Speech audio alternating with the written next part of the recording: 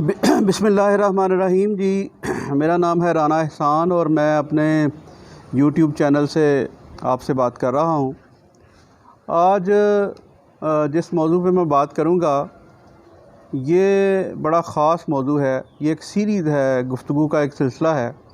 बुनियादी मकसद ही मेरा चैनल बनाने का जो मकसद है वो यही है कि आजकल मीडिया पे, चाहे वो प्रिंट मीडिया हो, इलेक्ट्रॉनिक मीडिया हो या यूट्यूबर्स हों, वो दो तरह की बातें जो है ना वहाँ पाई जाती हैं।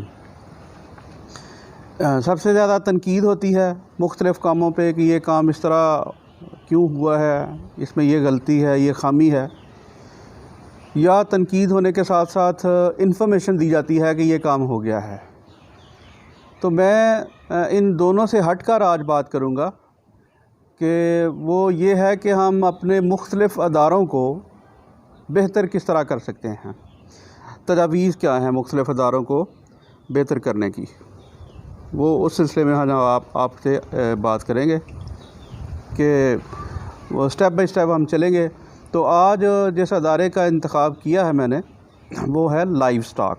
तो लाइव स्टॉक के हवाले से हम आज बात करेंगे और इसमें आप ये ज़हन में रखिएगा, जो भी तजावीज़ हैं या जो भी चीज़ें सामने हैं, इसमें सिर्फ़ पंजाब को सामने रखते हुए नहीं है, बल्कि इसमें हमारा जो दीगर सूबे हैं, सिंध है, बलूचिस्तान है, केपी है, हमारी जो गिलगित बल्तिस्तान है और हमारे कबायली इलाका जात हैं, हमारी वादियाँ हैं मुख्तलिफ़, उन सब की कोशिश की गई है उन सब के मसाइल का अहाता करते हुए एक तजावीज़ दी जाए कि ये इस तरह का हम अगर करें तो ये बेहतर नताइज कैसे निकल सकते हैं, मामलात को बेहतर कैसे किया जा सकता है।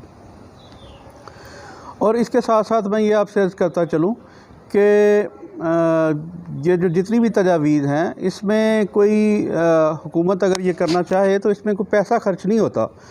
तो ये सिर्फ़ एक एडमिनिस्ट्रेटिव तब्दीलियां हैं जिससे आप ना सिर्फ़ अपने महकमे को बेहतर कर सकते हैं, उसको इस तरह का बना सकते हैं कि लोगों को उसका ज़्यादा से ज़्यादा फ़ायदा हो, बल्कि आप इससे मुनाफा भी कमा सकते हैं। इसमें डबल एडवांटेज है, इसमें लोगों का भी फ़ायदा होगा, लोग खुशहाल होंगे, उनके पास पैसा आएगा, इसमें हुकूमत का भी फ़ायदा होगा, हुकूमत के पास भी पैसा आएगा।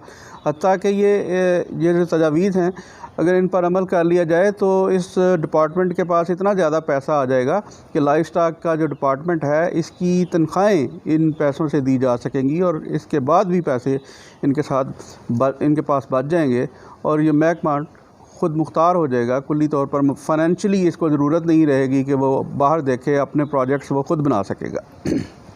जी, शुरू करते हैं। सबसे पहले तो बात करते हैं कि हमारी जो नस्लें हैं मकामी जानवरों की, मिसाल के तौर पर साहिवाल की गाय है, राजनपुर की बकरी है और बैलों की नस्लें हैं, नीली रावी की भैंस है, उसकी नस्लें हैं, मुर्गियों की हमारी देसी नस्लें हैं।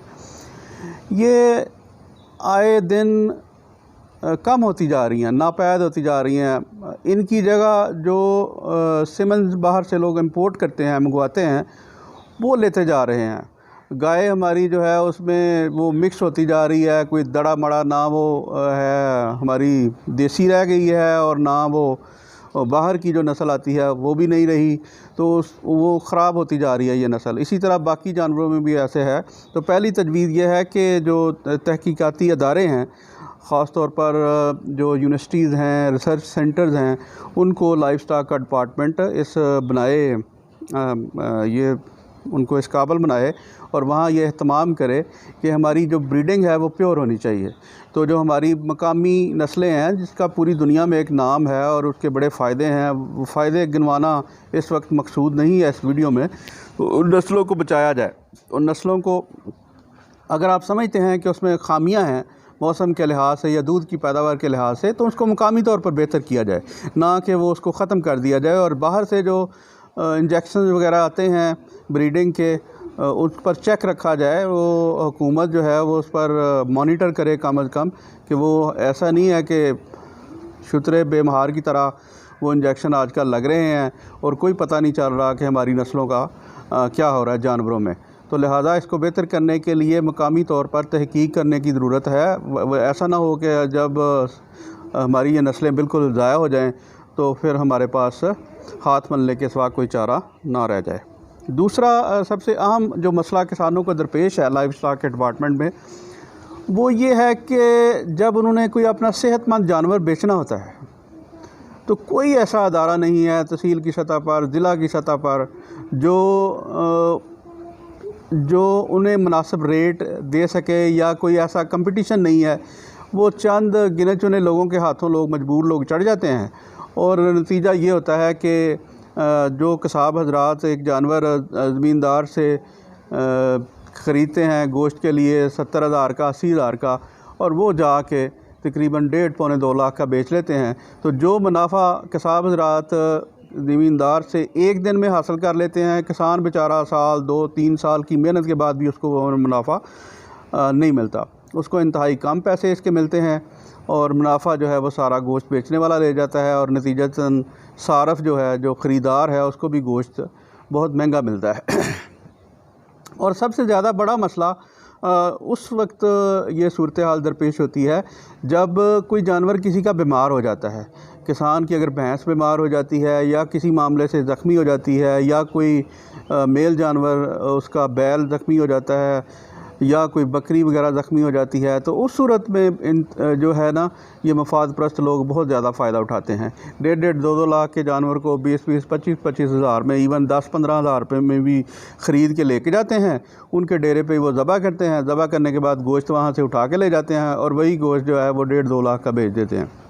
तो कोई ना कोई तो ऐसा सिस्टम होना चाहिए जिसमें ज़मींदार को कम अज़ कम जो जानवर उनके ज़ख्मी हो जाएँ, बीमार हो जाएँ, उनका मुनासिब रेट मिलने की कोई गारंटी हो। चलो, अगर एक जानवर है वो मिसाल के तौर पर उसकी कीमत वैसे 1 लाख है, तो वो बीमार हो गया है या ज़ख्मी हो गया है तो उसको उसका 70,000 मिल जाए, 60,000 मिल जाए, तो ये जो उसका 5-10 हज़ार में उसे उठाने वाली बात जो है ये इंतहाई गलत है। और इससे आजकल ज़मींदार जो है वो बहुत ज़्यादा परेशान है और इसका कोई हल उनको नज़र नहीं आ रहा। हुकूमत को चाहिए कि ऐसा अदारा कोई बना दे, चाहे प्राइवेट ही को ठेका दे दे किसी को बना के, कि जो कम अज़ कम जो है ना वो कोऑर्डिनेट कर सके, मुख्तलिफ़ कसाब हज़रात के साथ कोऑर्डिनेट करे। वो अपनी फ़ीस ले लें ज़मींदार से। ज़मींदार का एक जानवर जो वो पहले 10 से 15 हज़ार रुपये में ख़रीदते हैं, अगर उसको 4-5 हज़ार रुपया उस अदारे को जो मैनेज करे, उनके बीमार जानवर को बेचने का बंदोबस्त करे, अगर 5-10 हज़ार रुपया उसको फ़ीस देनी पड़ जाए तो वो, और उसके बदले में उसको 50-60 हज़ार रुपया उसका मिल जाए, तो वो जो है ना वो इस चीज़ को बुरा नहीं समझेगा बल्कि अच्छा जानेगा। वो हुकूमत से भी खुश होगा, उस अदारे से भी खुश होगा, उसको पैसे भी अच्छे मिल जाएंगे और नतीजतन सारफ को भी गोश्त अच्छा मिल जाएगा। तो ये एक छोटा सा एक काम करके इस मसले को हल किया जा सकता है। दूसरा, जो आम जो हैं हमारे जानवर हम पालते हैं घरों में, पालतू जानवर, तो वो तो मुकामी सतह पर हम रखते हैं। तो लाइफ स्टॉक कोई ऐसा इंतज़ाम भी करे कि जो महंगे जानवर हैं, नायाब नस्ल के, मिसाल के तौर पर जिनको आम जो लोग हैं वो घरों में नहीं पाल सकते, नायाब नस्ल के परिंदे हैं, मुख्तलिफ़ चिड़िया घर में रखने वाले जानवर हैं, उनकी ब्रीडिंग वगैरह करवा के प्राइवेट लोगों को इनकरेज करे, उनको लोन्स दे सस्ते, वो मज़ीद लोगों को रोज़गार देंगे आगे। वो कुछ लोग पाकिस्तान में भी ये ज़ाती तौर पर कर भी रहे हैं, लेकिन हुकूमत की तरफ से उन्हें कोई सहूलत हासिल नहीं है। तो हुकूमत उनको फैसिलिटेट करे, वो जानवरों की ब्रीडिंग इधर करवाएँ और उनको पालें और ज़्यादा से ज़्यादा मुनाफा कमाएँ। तो इससे भी रोज़गार में भी इजाफ़ा होगा और लोगों को भी इसका फ़ायदा होगा और हुकूमत को भी अच्छे खासे उससे पैसे मिल जाएंगे कि जब वो जानवर बाहर बेचेंगे नायाब किस्म के मुख्तलिफ़ मुल्कों में, तो ज़र मुबादला आएगा और पाकिस्तान में जो ज़र मुबादला के ज़खायर हैं तेज़ी से कम हो रहे हैं और वो बढ़ेंगे। इससे हुकूमत का भी इसमें फ़ायदा है। दूसरा, बड़ी हैरानकुन आपसे मैं बात करना चाहूँगा, आप लोगों के इल्म में ही होगा कि वैसे तो इंडिया में बड़े हंगामे होते हैं। अगर कोई मुसलमान उनको हिंदुओं को शक पड़ जाए, वो वैसे इल्ज़ाम भी लगा देते हैं कि वो गाय का गोश्त किसी ने किया है या खाया है या कोई किसी ने गाय ज़बह की है तो उस पर हमले हो जाते हैं, उसके मकान को आग लगा दी जाती है। तो आपको ये सुनकर हैरानी होगी कि जो दुनिया में सबसे ज़्यादा जो बड़ा गोश्त है, गाय का गोश्त है या दूसरा जिसमें इसमें बुल्स का गोश्त है, उसमें सबसे ज़्यादा हलाल गोश्त दुनिया में एक्सपोर्ट करने वाले ममालिक के में जो पहले 4-5 ममालिक हैं उसमें इंडिया का नाम भी शामिल है, यानी वो ख़ुद ये काम करते हैं। तो लिहाजा पाकिस्तान में भी इसका जो है वो कोई खातिर खा इंतज़ाम नहीं है। बड़े चंद एक अदारे हैं जो ये काम करते हैं, उन्होंने अपने मज़बख़ खाने वगैरह बनाए हुए हैं, स्लाटर हाउस बनाए हुए हैं, लेकिन इसको मज़ीद बढ़ाने की ज़रूरत है। बड़े शहरों में या आप इसको ज़्यादा फैसिलिटेट करें, कम शरह सूद पर जो है वो कर्ज़े दें इन लोगों को, ये अपने स्लाटर हाउस बनाएं उसमें, और इनके लोगों को ट्रेन करें, यूनिवर्सिटीज़ ट्रेन करें, उनके अंदर एक कोर्सेज़ इनके इस तरह के रखें कि ये हलाल गोश्त। हम तो एक मुसलमान मुल्क हैं, हमारा जो गोश्त है उसका टेस्ट भी बहुत अच्छा है, और हमारे यहाँ जो हमारा जो इलाका है सारा, हमारे पास पहाड़ भी हैं, हमारे पास रेगिस्तान भी हैं, हमारे पास मैदान भी हैं, हमारे पास साहली इलाका भी है। तो हमारे जो जानवर हैं उनके गोश्त का टेस्ट जो है वो बाकी दुनिया के गोश्त के टेस्ट से काफ़ी मुख्तलिफ है। तो लिहाजा अगर ये इंतज़ाम किया जाए, इसके मेयार को यकीनी बनाया जाए और इंटरनेशनल स्टैंडर्ड के मुताबिक यहाँ स्लाटर हाउस वगैरह में उसकी प्रोसेसिंग की जाए गोश्त की और उसको बाहर भेजा जाए, तो ये एक बहुत बड़ा जो है वो सेक्टर है जिस पर तवज्जो देने की ज़रूरत है। अगर हम इस पर तवज्जो दें तो इससे भी रोज़गार में बहुत ज़्यादा इजाफ़ा हो सकता है। ज़मींदारों को उनके जानवरों की गोश्त वाले जानवरों की कीमतें सही मिल जाएंगी, एक कम आ जाएगा, मुकाबला आ जाएगा। मकामी कसाब हजरात जो हैं उनके साथ साथ बड़ी कंपनियां जानवर ख़रीदने के लिए जब मैदान में आएंगी तो उसका किसान को बहुत ज़्यादा फ़ायदा होगा, और आम लोग जिन्होंने जानवर बेचने के लिए घर में रखे हुए हैं उनको भी इसका बहुत ज़्यादा फ़ायदा होगा। तो लॉन्ग टर्म प्लानिंग के लिए हमें चाहिए कि जो हमारे कॉलेजेस और यूनिवर्सिटीज़ हैं उसमें जो लाइफ स्टॉक का डिपार्टमेंट है उसमें सीटें बढ़ाई जाएं स्टूडेंट्स की, ताकि स्टूडेंट्स जो हैं वो मेडिकल करने के बाद लाइफ स्टॉक की तरफ भी जाएं और वहाँ पढ़ें लाइफ स्टॉक के बारे में, और वेटरनरी डॉक्टर्स हमारे ज़्यादा से ज़्यादा आएँ, कारोबारी हजरात जो वो ज़्यादा से ज़्यादा आएँ। हम उनको जो हमारी सरकारी ज़मीनें हैं बेआबाद पड़ी हुई हैं, बंजर पड़ी हुई हैं, वो लाइफ स्टॉक के लिए लाइफ स्टॉक ग्रेजुएट्स को मुफ्त दे सकते हैं। अगर हम वैसे जो हमारे मुख्तलिफ ब्यूरोक्रेट्स हैं उनको 10-10 एकड़ 25-25 एकड़ दे सकते हैं ज़मीनें, जहाँ वो फार्म हाउस वगैरह बना के तो उसमें रहते हैं, उसका ना हुकूमत को कोई फ़ायदा होता है ना आम आदमी को फ़ायदा होता है। इसके बरक्स अगर आप इन ग्रेजुएट्स को देंगे तो उसका फ़ायदा मुल्क को भी होगा, वहाँ वो कारोबार करेंगे, वहाँ रोज़गार ज़्यादा बढ़ेगा, और वो जो ग्रेजुएट है उसको भी एक कारोबार मिलेगा, इससे भी बहुत ज़्यादा फ़ायदा हो सकता है।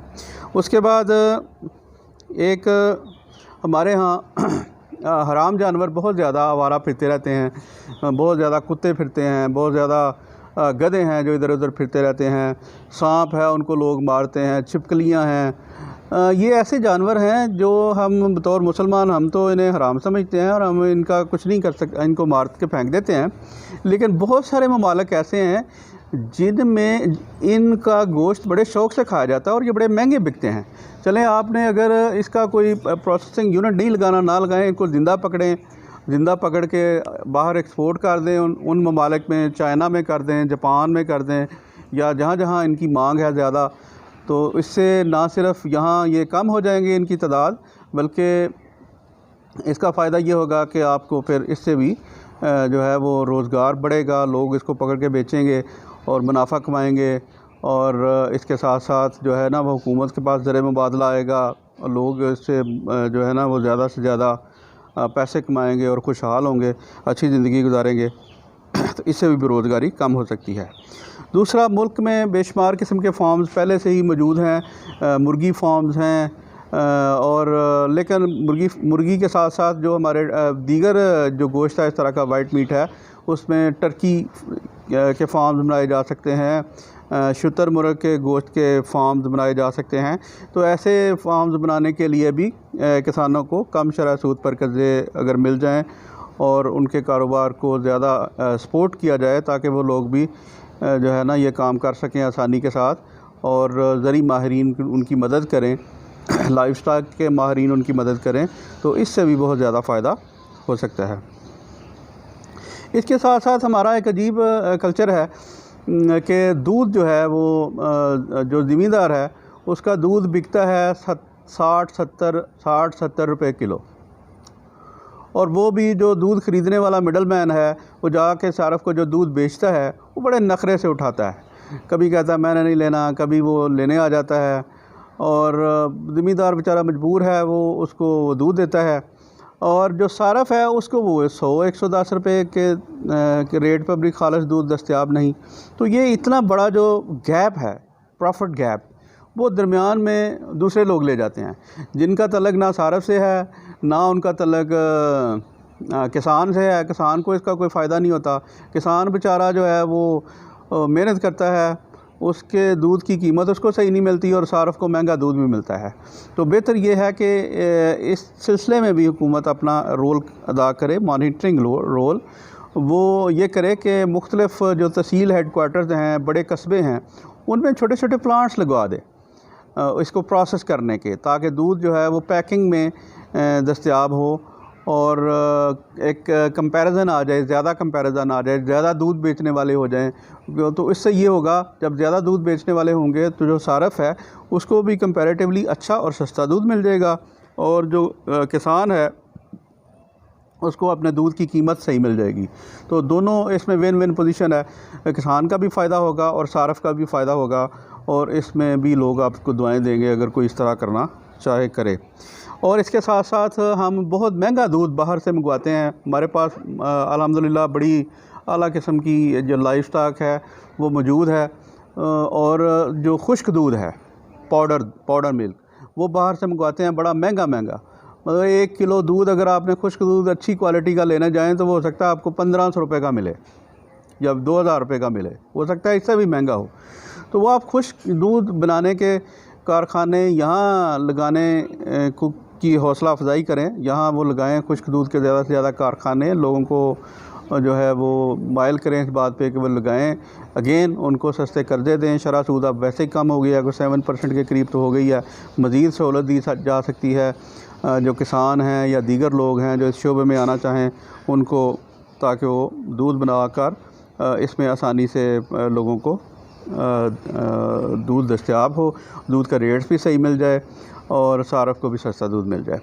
दूसरा जो जानवरों का चारा है उसमें अभी हम बड़े रवायती जो है ना अंदाज़ इख्तियार किए हुए हैं। दुनिया कहीं से कहीं पहुंच गई है, हम उधर ही हैं अभी कि साल में 2-3-4 दफ़ा हम एक चारा बोते हैं और वो काटते हैं, और दुनिया जो है वो एक दफ़ा चारा लगा के तो 6-6, 7-7 साल तक वही चारा इस्तेमाल करती है। और हमारे चारे की ग़िज़ाइयत जो है वो भी, उसका लेवल भी बहुत कम है, उसका ग़िज़ाइयत जो है वो लो है बाकी दुनिया की निस्बत। तो हमारे जो ज़री माहिरीन हैं, लाइव स्टॉक के माहिरीन हैं, उनको भी चाहिए कि इसमें कोई तहकीक करें और अच्छी नस्ल की को ब्रीडिंग, मकामी मौसम को जो बर्दाश्त कर सके, मकामी मौसम में सही परवान चढ़ सके, वो दें ज़मींदारों को, वो उनको लगाएं, और ताकि उनका ख़र्चा जो है वो कम हो। साइलेज का रिवाज आया है, लेकिन साइलेज भी जो है वो ज़मींदार को अभी बहुत महंगा पड़ रहा है, वो उसको उतना सस्ता दस्तयाब नहीं है।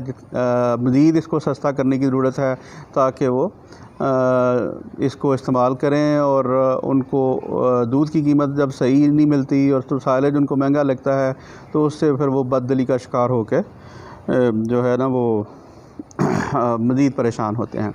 तो ये चंद एक गुजारिशात थी जो मैंने आपसे करनी थी। ये एक बहस का आगाज़ है जो हो गया है। इंशाल्लाह इस पर जो है वो फ़ेसबुक पे भी बहस होगी, यूट्यूब पे भी बहस होगी, और दीगर दोस्तों की राय भी तलब की जाएगी। तो इससे एक हल्का सा हम एक मुबाहसा करेंगे ताकि हुकूमत के कानों तक भी ये बात पहुँचे और ये इक़दामात किए जाएँ। इससे किसान का फ़ायदा होगा, इससे जो 70% आबादी है जो ज़राअत से वाबस्ता है, और उसके अलावा जो लाइव स्टॉक से वाबस्ता, तो मेरा ख़्याल है 70% से भी ज़्यादा है। ऐसे बेशुमार घर हैं जो जिनकी अपनी कोई ज़मीन नहीं है, जिनका ज़मींदारी से तल्लुक़ नहीं है, उन्होंने 1-1, 2-2 भैंस रखी हुई हैं, या बकरियाँ रखी हुई हैं, या मुर्गियाँ रखी हुई हैं। तो वज़ीर आज़म साहब जो मौजूदा हैं हमारे, वो इस सिलसिले में काफ़ी उनकी कंसर्न है कि वो लोगों का आमदन इनसे बढ़े। तो उम्मीद करता हूँ कि इन बातों को सुन के लोगों का कोई फ़ायदा होगा, इन तजावीज़ पर अमल करते हुए हम लोगों की बेहतरी के लिए भी काम कर सकते हैं। शुक्रिया।